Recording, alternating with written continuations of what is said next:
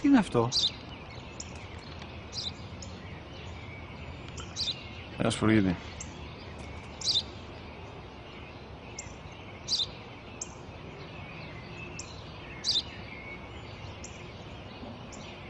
Τι είναι αυτό? Μόλις τώρα στο είπα, πατέρα, σπουργίτη είναι.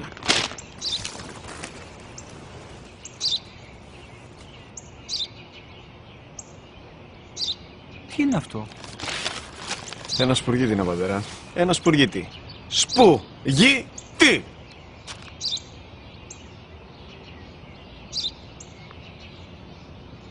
Τι είναι αυτό? Γιατί το κάνεις αυτό το πράγμα, μπορείς να μου πεις? Τόσες φορές σου είπα, είναι ένα σπουργίτη! Δεν το καταλαβαίνεις! Πού πας?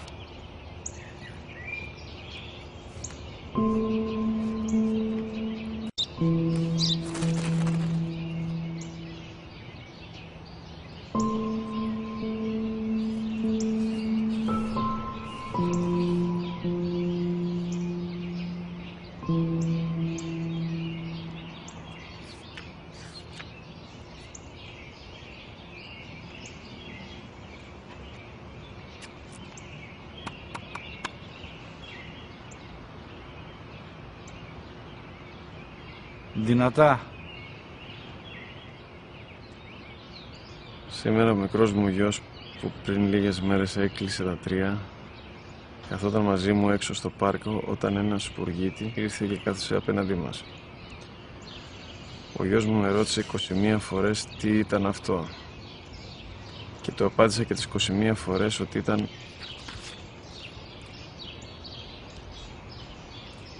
ένα σπουργίτη.